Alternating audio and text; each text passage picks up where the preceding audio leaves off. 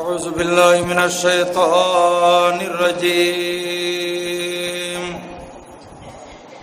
بفضل بسم الله الرحمن الرحيم حامدا ومصليا ومسلما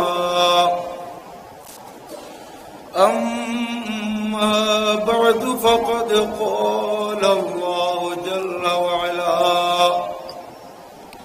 في شان حبيبه مخبرا وآمرا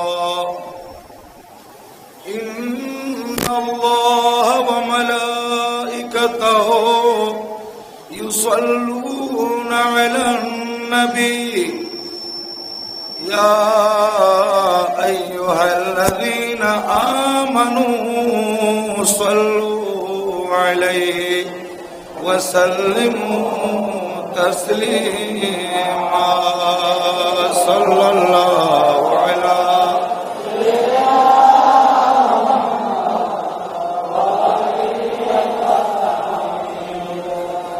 بلغ العلا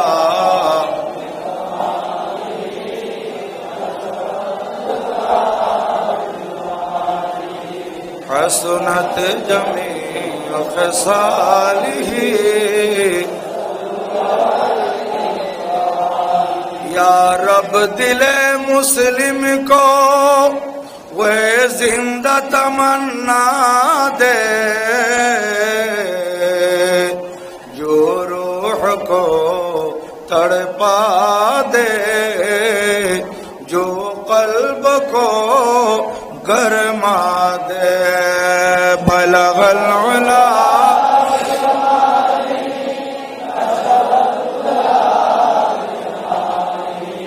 हसनत जमीन खिसालिही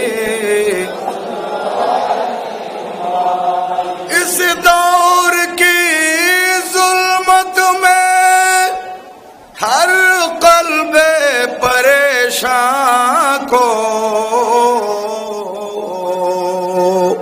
वे दाग मुहब्बत दे जो चांद को शर्मा दे बलगल उला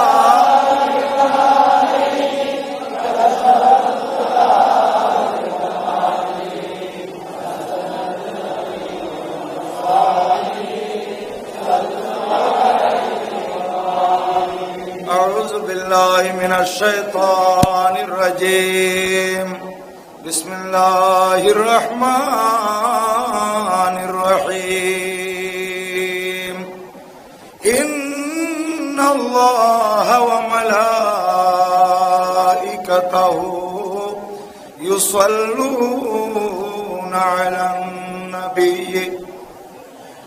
या अय्युहल्लज़ीना आमनू सल्लू अलैहि वसल्लिमू तस्लीमा सदक़ल्लाहु मौलाना अल-अज़ीम वसदक़ रसूलुहु नबीयुल हबीबुल करीम वनहनु अला ज़ालिका लमिनश शाहिदीन वश्शाकिरीन वल्हम्दुलिल्लाहि रब्बिल आलमीन मौलाया सल्लि वसल्लिम वबारिक अलैहि। उपस्थित শ্রদ্ধাভাজন আরাকিন আঞ্জুমানে রহমানি আহমদিয়া সুন্নি আট্রাস বাংলাদেশ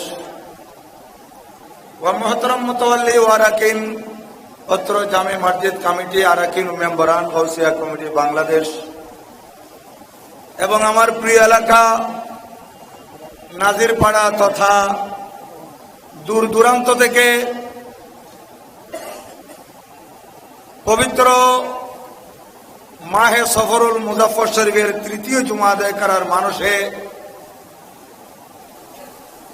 এই বুজুর্গ মসজিদে সমবেত হওয়া পরম শ্রদ্ধাভাজন মুসল্লিয়ানে কেরাম বরাদরান ইসলাম আহবাবে তরিকত रहमानी व रहमकुमुल्लाह अस्सलामु अलैकुम व रहमतुल्लाहि ताला व बरकातुहू। महान रब्बुल आलमीनेर पवित्र आलिशान दरबारे लाखों कोटी शुक्रिया। सरकार दो जहां बायस कौन मका सल्लल्लाहु अलैहि वसल्लम नूरानी दरबारे लक्ष कोटी दरूद सालामेर हादिया तोहफा नजराना पेश करार पर आपनादेर शुक्रिया आदाय करतेছি। पवित्र जुमा आदाय करार मानुषे এই মসজিদে সমবেত হয়েছেন কিংবা হতে চলেছেন। আল্লাহ পাক সুবহানাহু ওয়া তাআলা প্রত্যেকের উপস্থিতিকে কবুল আর মঞ্জুর করুন, সবাই বলুন আমিন। সম্মানিত হাজিরিন,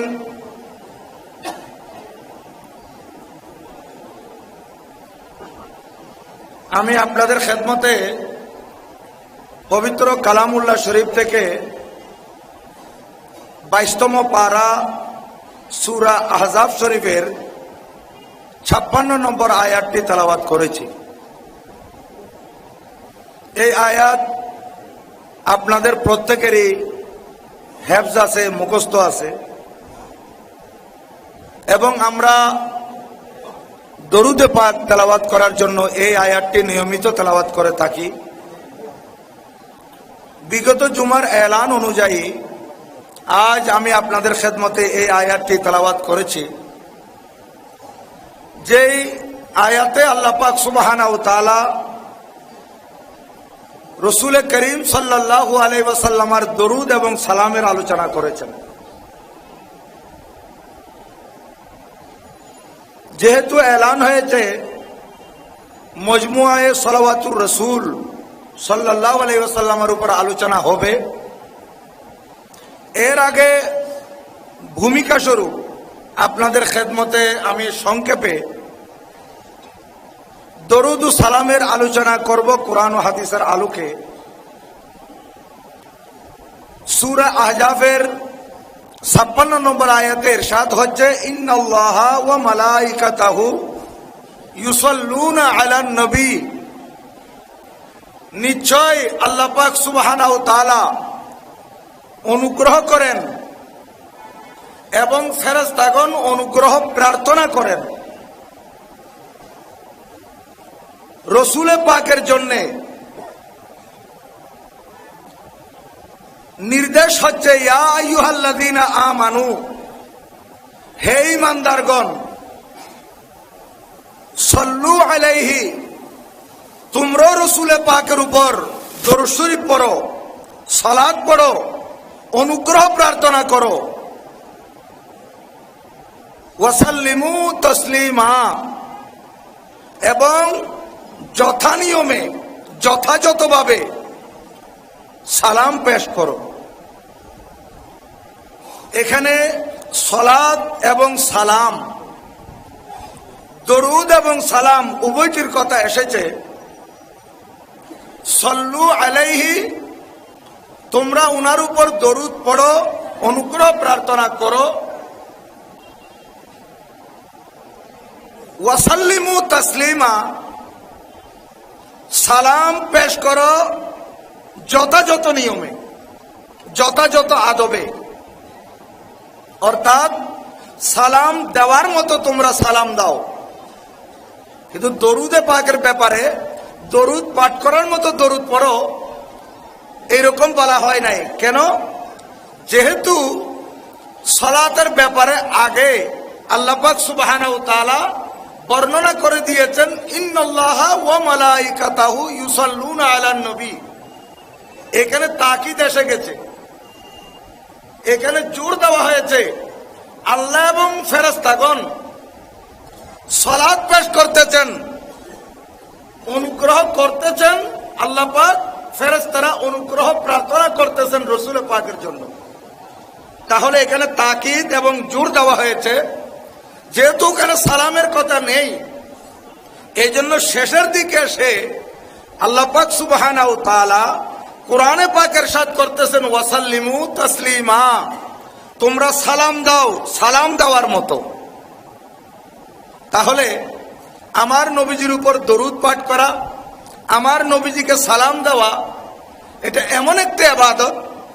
আল্লাহ পাক সুবহানাহু ওয়া তাআলা আমাদেরকে নামাজের কথা বলেছেন, নামাজ পড়ার জন্য, কায়েম করার জন্য নির্দেশনা দিয়েছেন, রোজা রাখার নির্দেশনা দিয়েছেন, যাকাত প্রদানের নির্দেশনা দিয়েছেন। হজ পালন করার নির্দেশনা দিয়েছেন, মাতা পিতার খেদমতের নির্দেশনা দিয়েছেন, শরীয়তের বিভিন্ন বিধিবিধান পালনে আল্লাহ পাকের নির্দেশ আছে। কিন্তু কোন বিধিবিধানে, কোন হুকুম হাকামে এরকম নেই আমি আল্লাহ করি তোমরাও করো।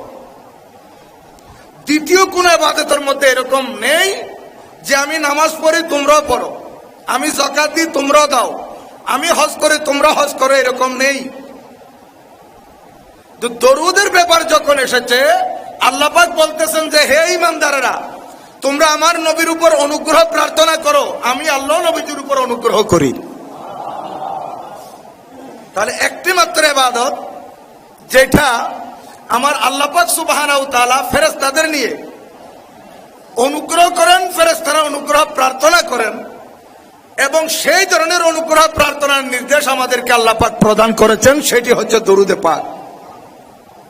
এজন্য কিতাবের মধ্যে এসেছে অন্যান্য যত আমল, অন্যান্য যত ইবাদত আমরা পালন করে থাকি, এই ইবাদতগুলো ফেরত দেওয়া হতে পারে, কবুল না হতে পারে, যে একমাত্র একটি ইবাদত যেটা দরুদে পাক আল্লাহর দরবারে প্রত্যাখ্যাত হবে না, সব সময় আল্লাহর দরবারে কবুল হবে, সেটা হচ্ছে রাসূল পাকের দরুদে পাক। এজন্য অসংখ্য হাদিস রাসূল পাক সাল্লাল্লাহু আলাইহি ওয়াসাল্লামের সাহাবায়ে কেরাম আমার নবীজি থেকে বর্ণনা করেছেন। এখানে তো সংক্ষেপ সময় এতগুলো বর্ণনা করা সম্ভব নয়, আমি আপনাদের খেদমতে সংক্ষেপে এতটুকু বলি। হযরত সাইয়েদনা আবু হুরায়রা রাদিয়াল্লাহু তাআলা আনহু থেকে বর্ণিত হাদিস, আবার হযরত আনাস বিন মালিক রাদিয়াল্লাহু তাআলা আনহু থেকে বর্ণিত হাদিস, শব্দগত একটু পার্থক্য আছে। আমার নবী ইরশাদ করেন, মান সাল্লাল্লাহু আলাইহি ওয়াহিদাতান সাল্লাল্লাহু আলাইহি আশরান। অপর হাদিস আছে, মান সাল্লাল্লাহু আলাইহি সালাতান ওয়াহিদাতান সাল্লাল্লাহু আলাইহি আশরা মাররাত, আশরা সালাওয়াত, ওয়া খুত্তাত আনহু আশরু খতিয়াত, ওয়া রুফিয়াত লাহু আশরু দারাজাত। এই হাদিসগুলো মুসলিম শরীফে এসেছে, তিরমিজি শরীফে এসেছে, মুসনাদ আহমদ ইবনে হাম্বল শরীফে এসেছে, নাসাই শরীফে এসেছে। 86 হাদিস। আল্লাহর নবী ইরশাদ করেন, যে উম্মত আমার উপর একবার দরুদ শরীফ পড়বে, আল্লাহ পাক সুবহানাহু ওয়া তাআলা তার উপর 10 বার রহমত নাযিল করবে। অপর হাদিসটিতে এসেছে, যে উম্মত আমি নবীর উপর একবার দরুদ শরীফ পড়বে, আল্লাহ পাক সুবহানাহু ওয়া তাআলা তার উপর 10 বার রহমত নাযিল করবে, তার 10টি গুনাহ মাফ করে দিবে, তার 10টি স্তর এবং মর্যাদা বুলন্দ করে দিবে। দেখেন রাসূল পাকের উপর দরুদ শরীফ পড়ার কত বেশি মর্যাদা। হযরত আব্দুল্লাহ ইবনে মাসউদ রাদিয়াল্লাহু তাআলা আনহু থেকে বর্ণিত হাদিস, আন্না রাসূলুল্লাহ সাল্লাল্লাহু আলাইহি ওয়াসাল্লাম قال আউলা الناس বি ইয়াউমাল কিয়ামা আকসারুহুম আলাইয়া সালাতান। এটা তিরমিজি শরীফে আছে, মুসনাদ আবু ইয়ালার মধ্যে আছে, সহিহ ইবনে হিব্বান শরীফের মধ্যে আছে। আল্লাহর নবী ইরশাদ করতেছেন, যে উম্মত আমি নবীর উপর বেশি বেশি দরুদ শরীফ পড়বে, সেই ব্যক্তি কিয়ামতের ময়দানে আমি নবীর বেশি নিকটে থাকবে। দেখেন, যে উম্মত আমি নবীর উপর বেশি বেশি দরুদ শরীফ পড়বে, সে হাসরের ময়দানে আমার নবী আমি নবীর তত বেশি নিকটে এবং কাছে থাকবে। দেখেন দরুদ শরীফের কত মর্যাদা। হযরত আব্দুল্লাহ নবীজির সাহাবী বর্ণনা করতেছেন, قال قال رسول الله صلى الله عليه وسلم ইন্না লিল্লাহি মালাইকাতান। নিশ্চয় নিশ্চয় আল্লাহ পাক সুবহানাহু ওয়া তাআলার কতগুলো ফেরেশতা আছে, সাইয়াহিনা ফিল আরদ, যারা জমিনের মধ্যে ভ্রমণ করে, এবং ভ্রমণ করতে করতে যে মজলিসের মধ্যে নবীজির উপর দরুদ শরীফ পাঠ করা হয়, আল্লাহর নবীজিকে সালাম দেওয়া হয়, ওই ফেরেশতারা আল্লাহর নবীর এই দরুদ এবং সালাম ইউবাল্লিগুনি মিন উম্মতি আসসালাম, ওই সালামগুলো ফেরেশতারা আমি নবীর কাছে পৌঁছিয়ে দেয়। এখানে একটা মশলা খেয়াল রাখবেন। আবার অনেকে বলবে, দেখেন এই জামিয়া দায়েম নাজির জামে মসজিদের খতিব সাহেব বললেন হাদিসে পাক থেকে রসুলের পাকের দরবারে পাঠিয়ে দেওয়া হয়, তাহলে আমি আপনাদের খেদমতে বলতে চাই, ওরা হয়তো আপত্তি করতে পারে যে রসুলের পাক যদি আল্লাহ পাক ওনাকে ক্ষমতা দিয়ে থাকেন হাজির নাজির হওয়ার, সব জায়গায় উপস্থিত হওয়ার, তাহলে পৌঁছিয়ে দেওয়ার দরকার কি? আমি আপনাদের খেদমতে এই প্রশ্নটা নিজের পক্ষ থেকে করে উত্তর দিয়ে দিচ্ছি, যাতে কোনো বাতিল আপনাদেরকে ধোঁকা দিতে না পারে। বলবেন আল্লাহ পাক সুবহানাহু ওয়া তাআলা প্রত্যেক জায়গায় বিরাজমান কিনা? অবশ্যই। তাহলে ফেরেশতারা আল্লাহর দরবারে পৌঁছানোর দরকার কি? কারণ ফেরেশতারা যে পৌঁছাবে এটা ফেরেশতাদের ডিউটি, ফেরেশতাদের দায়িত্ব। আল্লাহ পাক সুবহানাহু ওয়া তাআলা সবকিছু জানেন, তারপরও সম্মানিত দুইজন ফেরেশতা কিরামান কাতিবিন, সম্মানিত দুইজন ফেরেশতা আছে, নেকি লেখে আর বদি লেখে। আল্লাহ পাক কি জানেন না? অবশ্যই জানেন, কিন্তু তারপরেও এই ফেরেশতাদের দায়িত্ব এবং ডিউটি হচ্ছে এগুলা লিপিবদ্ধ করা। কে জান্নাতি হবে কে জাহান্নামী হবে আমার আল্লাহ জানেন। তাহলে আবার মুনকার নকির দিয়ে কবরের মধ্যে মুনকার নকির ফেরেশতা সওয়াল জবাব করার কারণ কি? এটা হচ্ছে ওনাদের দায়িত্ব। কে জবাব দিতে পারবে আর কে জবাব দিতে পারবে না, আনসার কে যথাযথ দিবে, কে ভুল আনসার করবে, এটা আমার আল্লাহ জানেন। তারপরও এটা হচ্ছে মুনকার নকিরের দায়িত্ব, ফেরেশতারা পৌঁছিয়ে দেওয়া, এটা হচ্ছে ফেরেশতাদের ডিউটি এবং কর্তব্য। আমার নবী হাজির নাজির হওয়ার ক্ষমতা আল্লাহ পাক আমার নবীকে দিয়েছেন, যেগুলো অসংখ্য হাদিসে পাক আছে এবং মুজমুয়ে সালাত রাসূলের মধ্যে এগুলোর বর্ণনা এসেছে। তাহলে দেখেন আল্লাহর প্রিয় মাহবুব সাল্লাল্লাহু আলাইহি ওয়াসাল্লাম হাদিসে পাক ইরশাদ করেন, আন আবি হুরায়রা রাদিয়াল্লাহু তাআলা আনহু আন্না রাসূলুল্লাহ সাল্লাল্লাহু আলাইহি ওয়াসাল্লাম قال ما من احد يسلم علي الا رد الله علي روحي হাত্তা আরুদ্দা আলাইহিস সালাম। আমার কোন উম্মত যখন আমাকে সালাম দেয়, আমার রূহ মুবারক আমার মধ্যে আল্লাহ পাক ফেরত দেন। আমি ওই উম্মত যে আমাকে সালাম দেয় হাত্তা আরুদ্দা আলাইহিস সালাম, অতঃপর আমি নবী আমার উম্মতের সালামের জবাব দিই। দেখেন হজ করতে গিয়ে মদিনায় পাক উপস্থিত হয়ে নবীজিকে সালাম দিচ্ছে, বাংলাদেশ থেকে দিচ্ছে, ইন্ডিয়া পাকিস্তান থেকে দিচ্ছে, বিশ্বের প্রত্যন্ত অঞ্চল থেকে দিচ্ছে, আমার নবী উম্মতের সে সালামের জবাবও দিচ্ছেন। হযরত সাইয়েদনা হাসান বিন আলী, আমার প্রিয় নবীর দৌহিত্র হযরত হাসান রাদিয়াল্লাহু তাআলা থেকে বর্ণিত হাদিস, আন্না রাসূলুল্লাহ সাল্লাল্লাহু আলাইহি ওয়াসাল্লাম قال হাইসুমা কুনতুম ফাসাল্লু আলাইয়া ফাইন্না সালাতাকুম তাবলুগুনি। হযরত হাসান বিন আলী বলেন, আমার নানাজানকে আমি বলতে শুনেছি, আমার নানাজান ইরশাদ করেছেন, হে আমার উম্মত, তোমরা যে কোনো স্থানে থাকো না কেন, যে কোনো জায়গায় থাকো না কেন, মদিনা শরীফ থাকবে বলে কথা নেই, আমি নবীর সামনে থাকবে বলে কথা নেই। তোমরা যেখানেই থাকো আমি নবীর উপর দরুদ শরীফ পড়ো, কেননা আমি নবীর উপর যে সালাত এবং সালাম দেওয়া হয় এগুলো আমি নবীর কাছে পৌঁছে দেওয়া হয়। হযরত সাইয়েদনা আবু তালহা, আমার নবীর সাহাবী, হযরত আবু তালহা রাদিয়াল্লাহু তাআলা আনহু থেকে বর্ণিত হাদিস, তিনি বলতেছেন রাসূল পাক সাল্লাল্লাহু আলাইহি ওয়াসাল্লাম যা যাতা ইয়াউমিন আল বিশরু ইউরাফি ওয়াজহি, আমার নবী যে আমাদের সামনে উপস্থিত হলেন আর আমার নবীর চেহারার মধ্যে খুশির চিহ্ন আমার নবীর চেহারার মধ্যে উদ্ভাসিত ছিল। আমরা নবীজিকে হাসমুখ উজ্জ্বল মুখ দেখেছি। তখন নবীজি আমাদের সামনে আরজ করলেন, আমাদের সামনে বর্ণনা করলেন, শুনো, এইমাত্র জিবরিল আলাইহিস সালাম, আমি অনুবাদটুকু করে দিচ্ছি সংক্ষেপে, এইমাত্র জিবরিল আলাইহিস সালাম আমার কাছে এসেছে, এসে বলতেছে, ইয়া রাসূলুল্লাহ, আল্লাহ পাক সুবহানাহু ওয়া তাআলা ইরশাদ করেছেন, আপনি কি এটার উপর সন্তুষ্ট নয় যে আপনার কোন উম্মত আপনার উপর দরুদ শরীফ পড়বে, আল্লাহ পাক তার উপর 10 বার রহমত নাযিল করবে, এবং আপনার কোন উম্মত আপনার উপর একবার সালাম পেশ করবে, আল্লাহ পাক তাকে 10 বার সালাম পেশ করবে। এজন্য আমার নবী খুশি, আমার নবীর হাসমুখ চেহারা, উজ্জ্বল চেহারা সাহাবা ইকরাম দেখলেন। যেহেতু আমার নবীকে সুসংবাদ দেওয়া হলো নবীজির উপর যে উম্মত দরুদ শরীফ পড়বে সেই উম্মতের উপর আল্লাহ পাক 10 বার রহমত নাযিল করবে।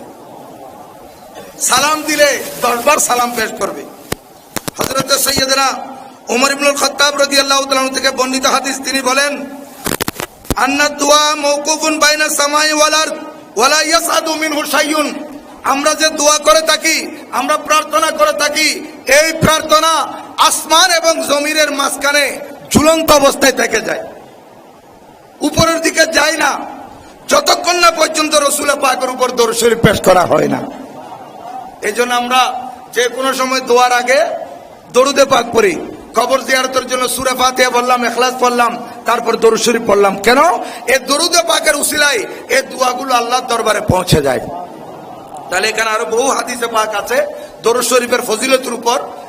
আমি আপনাদের খেদমতে আরজ করব, যে কোনো সময় সুযোগ পাবেন দরুদ শরীফ পাঠ করবেন। দরুদ শরীফের অনেক ফজিলত, এবং দরুদ শরীফ পাঠ করার কারণে আল্লাহর বান্দারা কত বড় বড় মুসিবত থেকে উত্তোলন হয়েছে, এগুলো আলোচনা ইনশাল্লাহ অন্যদিন হবে। যেহেতু আজকে আমার সাবজেক্ট মজমুয়ে সলাওয়াতুর রাসূল, আমি আপনাদের খেদমতে সেই দিকে কিছু আলোচনা করি। আপনারা জানেন আল্লাহ পাক সুবহানাহু ওয়া তাআলা কালামুল্লাহ শরীফ আমার নবীজির উপর নাযিল করেছেন, সেটি হচ্ছে 30 পারা। 30 পারা কোরআনে মজিদ, এবং সারা পৃথিবীর বুকে আমার নবীজির হাদিসে পাকের একটি মাত্র কিতাব, যেটি সারা পৃথিবীর সমস্ত উলামায়ে কেরাম এই কথার উপর একমত যে আসমানি কিতাব কুরআনুল কারীমের পরে এই জমিনে বর্তমানে যে কিতাবের স্থান, সেটা হচ্ছে সহিহ বুখারী শরীফ। আফজালুল কুতুব বাদা কিতাবিল্লাহ হুয়া সহিহুল বুখারী। বুখারী শরীফ হচ্ছে কোরআন শরীফের পরে 30 পারা হাদিসে পাকের কিতাব, এবং সারা পৃথিবীতে আরেকটি 30 পারা দরুদ শরীফের কিতাব, সেটি হচ্ছে মুহাইয়িরুল উকুল ফি বায়ানে আওসাফে আকলিল উকুল আল মুসাম্মা বে মজমুয়ে সলাওয়াতুর রাসূল ফি সলাওয়াতিহি ওয়া সালামিহি। এটি হচ্ছে মজমুয়ে সলাওয়াতুর রাসূলের পূর্ণ নাম। আমরা তো মজমুয়ে সলাওয়াতুর রাসূল বলি, এটার পুরো নাম হচ্ছে মুহাইয়িরুল উকুল। অর্থাৎ এটা মানুষের বিবেক, মানুষের বুদ্ধি, মানুষের আকলকে স্তম্ভিত করে দিবে, হতবাক করে দিবে, যে এখানে এত সুন্দর কিভাবে বয়ান হতে পারে। ফি বয়ানে আওসাফে আকলিল উকুল।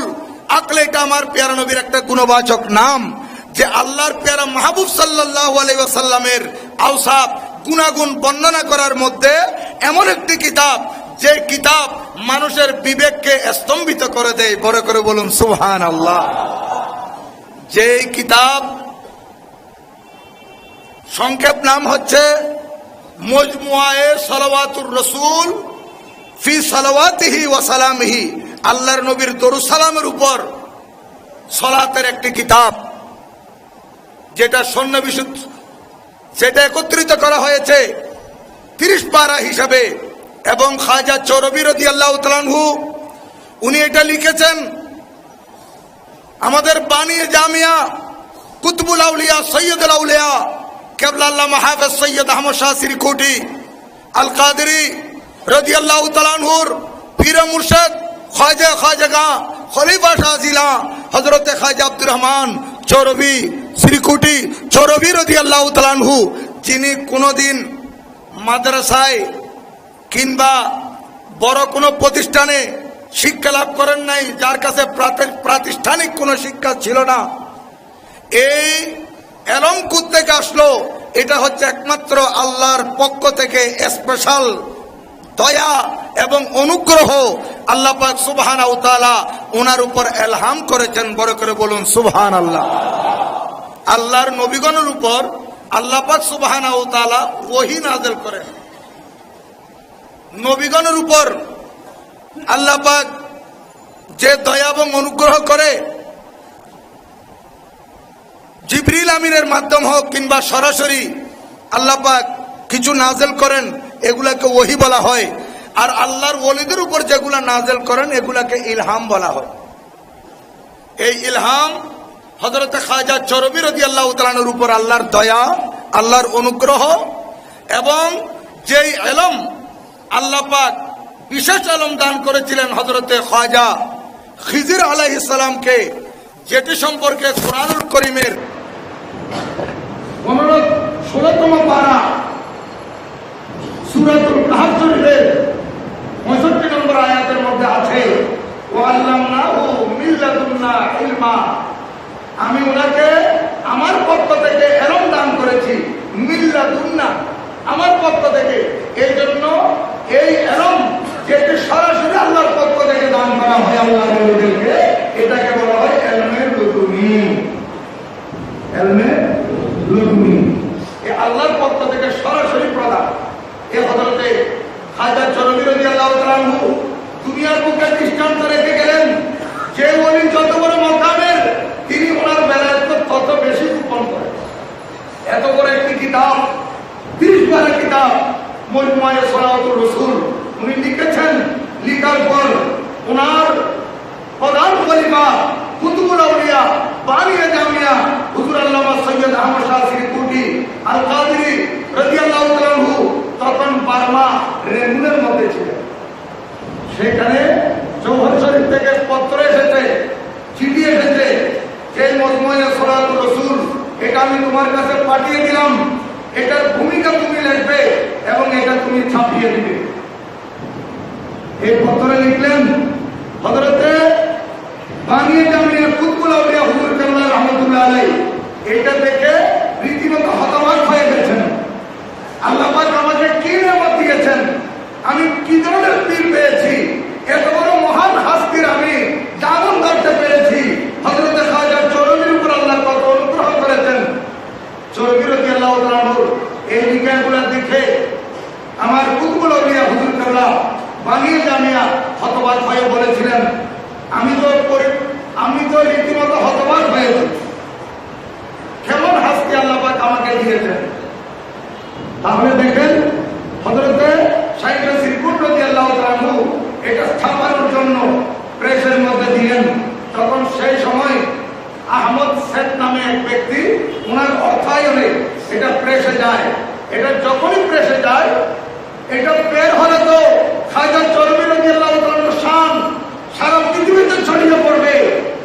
উনি এদিকে প্রেসে খাজা চরবি রাদিয়াল্লাহু তাআলার কিতাবটা আসলো রেঙ্গুনে, আর আবার চিঠি আসলো যে খাজা চরবি রাদিয়াল্লাহু তাআলা দুনিয়া থেকে পর্দা হয়ে গেছে। এখানে কিতাব ছাপা জানা গেছে আর উনি দুনিয়া থেকে নিজে পর্দা হয়ে গেলেন, নিজেকে গোপন করে ফেলেন। এই মজমুআয়ে সালাওয়াতুর রাসূল প্রথম এডিশন এটা প্রকাশ হয়েছে 1933 খ্রিস্টাব্দে রেঙ্গুন থেকে। এরপর 1953 সালে আমার হুজুর কেবলা আলম শাইখ সিরকুট রাদিয়াল্লাহু তাআলার তত্ত্বাবধানে এটা আবার ছাপানো হয়েছিল দ্বিতীয়বার। আবার তৃতীয় সংকলন এটা আমার হুজুরে কেবলা বানিয়ে জশ্নে জুলুসিদে মিলাদুন নবী সাল্লাল্লাহু আলাইহি ওয়াসাল্লাম ও বানিয়ে বসিয়া কমিটি হুজুর কেবলা আল্লামা সৈয়দ মুহাম্মদ তৈয়ব শাহ রাহমাতুল্লাহ আলাইহির নির্দেশ করবে আঞ্জুমানে রহমানিয়া আহমদিয়া সুন্নিয়ার ব্যবস্থাপনায় 1982 সালে। এই 1982 সালে সেই সময় প্রায় 5 লক্ষাধিক টাকা খরচ করে 5000 কপি আবার ছাপানো হয়। এরপর চতুর্থ সংকলন এটি 1995 সালে আমার বর্তমান হুজুর কেবলা হুজুর সৈয়দ সনদি মখদুমি আল্লামা সৈয়দ মোহাম্মদ তাহের শাহ মদ্দাজিল্লুল আলী এবং হুজুর পীরে বাঙ্গাল সৈয়দ সনদি মখদুমি আল্লামা সৈয়দ মোহাম্মদ সাবের শাহ মদ্দাজিল্লুল আলীর তত্ত্বাবধানে উর্দু অনুবাদ সহ আফসেট পেপারে এটা ছাপানো হয়েছে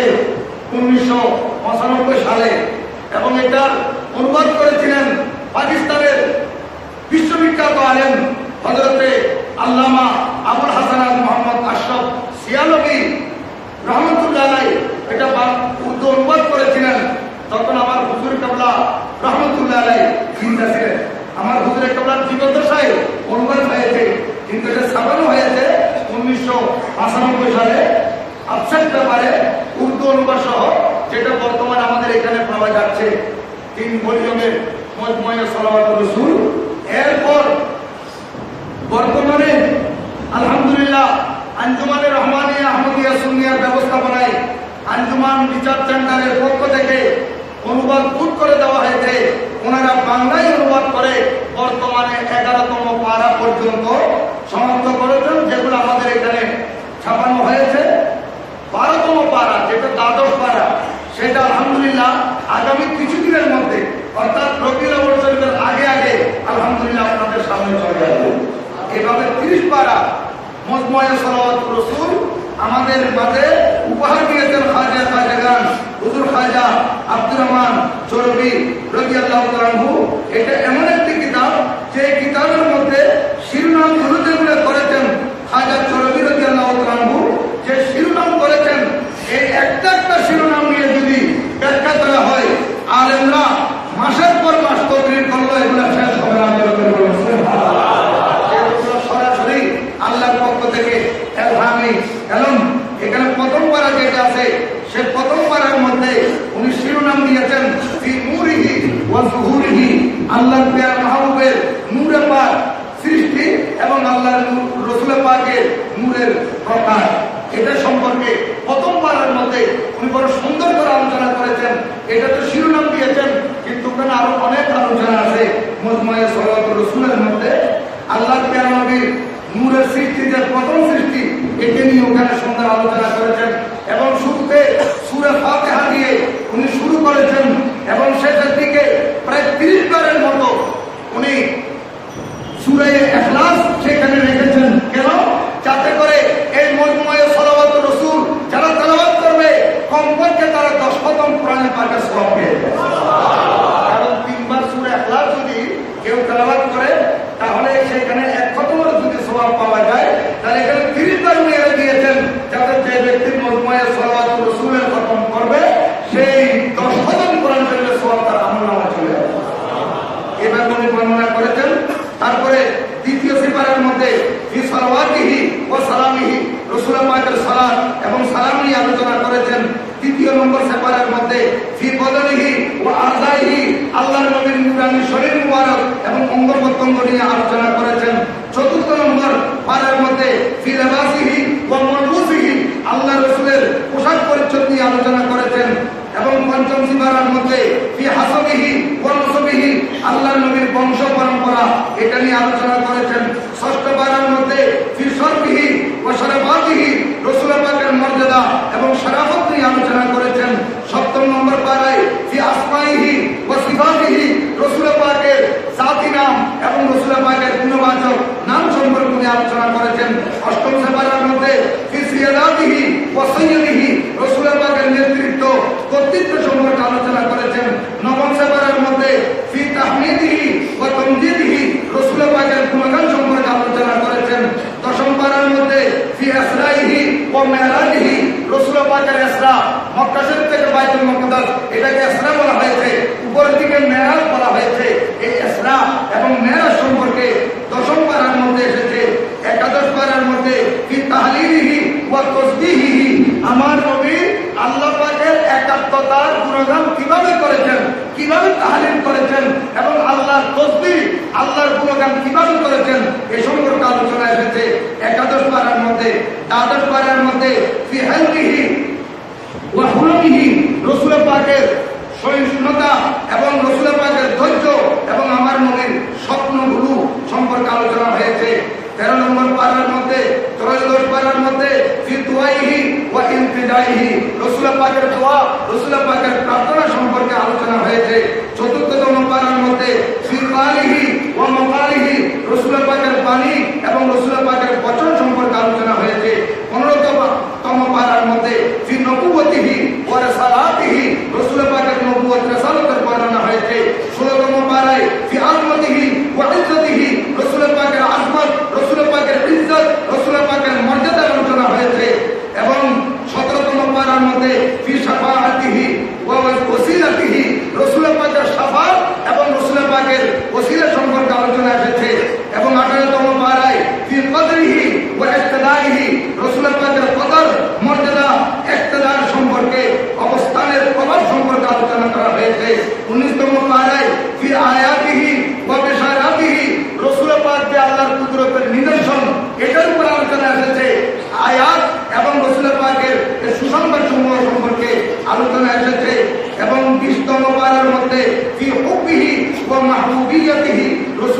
মহব্বত, রসুল পাকের ভালোবাসার উপর আলোচনা এসেছে।